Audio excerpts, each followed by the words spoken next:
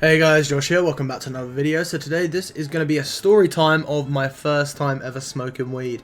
Now everyone's got one of these stories where they have the first time ever. It's always usually pretty crazy and the high is usually pretty crazy, which means that you're forever chasing it, so you keep smoking the weed. But you will never ever get a high as good as your first high, ladies and gentlemen. Anyway, so this story is back when I was about 14 years old, and at this time I was very socially recluse. I wouldn't go out and I wouldn't hang with people because during like my teen years I got into a lot of beef and I used to get jumped, and it wasn't very nice, obviously. So I wouldn't go out with anyone ever. And one day my mate Reese messaged me. I'm still mates with Reese to this day. He's a calm chappy. Anyway, he messaged me and he's like, "Oh, you want to meet?"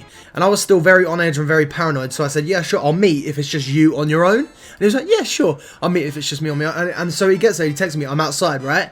Little dickhead, I come around the corner. He's in a group with about 6 people. And here's me on edge because obviously I've been jumped before. And he's told me he's on his own, so I'm thinking 6 people.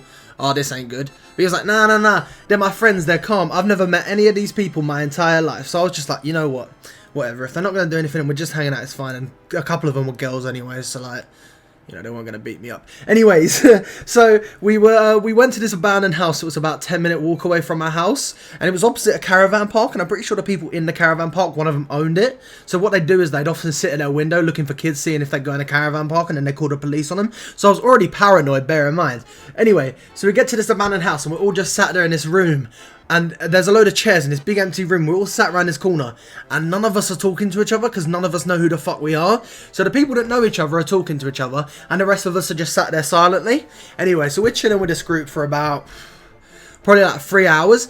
And they start smoking. But this group was a bunch of selfish people. And they didn't want to give me no smoke. So I'm just sat there while like about 3 out of the 6 people sat smoking all in like a circle. Because they all brought their own bud. And I've only smoked once before, but I didn't inhale, so I didn't even get high. So I was like, damn, I really want to smoke, but I didn't want to ask them because I was socially awkward and I didn't want to get rejected. So I just waited and waited and waited, and eventually those 3 people left, and it was just me, my mate Reese, and my mate Corey, who's obviously in some of my videos, so you guys know him. He was in my last video as well. Anyway, so we were just sat there, and Corey had brought his own weed, so he had a little zoot left.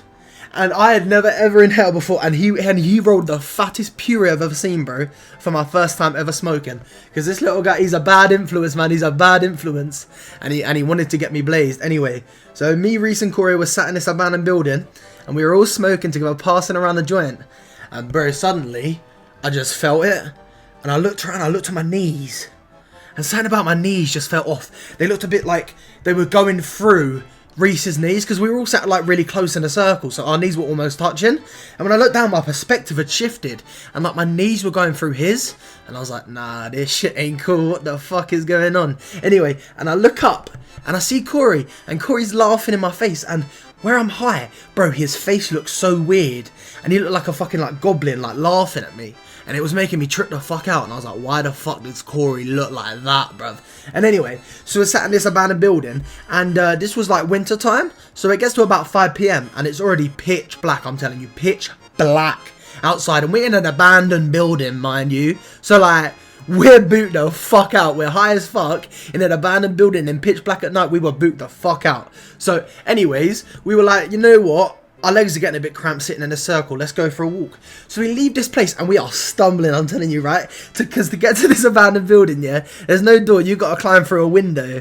So imagine that, pitch black, you're high as fuck, your first time high, and you've got to climb through like a window that's like a good like 20 inches off the ground. I don't even know, I'm not good at heights, but like a good like 10 inches off the ground. So anyway, we're all crawling through this window, and as we're crawling through the window, like we're all falling and stumbling, and we're like cutting our legs and everything. So we get through eventually, and I'm walking down the main road, right, and it's only lit up by like street lights, and so it's pitch black, and it just looked like my vision had turned into like a movie. I don't know, it's something about it, but like when you were looking down all of those street lights, it was like a weird glare, and the lights were just tripping my brain the fuck out. So I was like, nah, this ain't cool. So anyway, I was sort of like blacking in and out at this point because the high was getting to me, and I was just like sort of like blurry and dizzy. So I just remember like walking and like cutting out every so often, and it felt like I was in like a fucking like silent film, bro, the way it kept cutting in and out of scenes. And eventually I get home, and the other 2 have gone off back to their house, and I get in and I'm just laying on my bed, and like my head is dizzy, and I'm just laying there, and I'm like, what is going on, bro? This is some fucking strong puff, you know. And I was just like, you know what though? This feeling is actually banging, and it was really annoying because like a couple of days later, probably like a week later, I meet this same group of people again because, you know, they're kind of calm, and they've all brought weed and they're willing to share this time. So we're all sat there and we're all smoking together, all of us, and I smoke and it hits me, but it doesn't hit me nearly as much as it did yesterday. Like, yeah, I'm still very high, don't get me wrong, my tolerance is low as fuck, but compared to the high before, it was like nothing. And ever since then, every single time I smoked, I can never get to that level of high. Like, I'll never ever be as high as the first time I got high. I've had tolerance breaks, I've done a lot, and I just cannot get as high as the first time I was ever high. And that sucks. And I know a lot of you guys probably relate to that. And if you do relate, make sure to like this video. Subscribe if you want to see more story times, because I see the love on the story times lately, guys. And I really do appreciate it. Thank you guys for all the subscribers and the support. I really appreciate it. See you guys in the next one. Comment if you got any ideas, or if you want to see me do any drugs while playing games. And I'll see you guys in the next one. Peace out. Much love. Bye.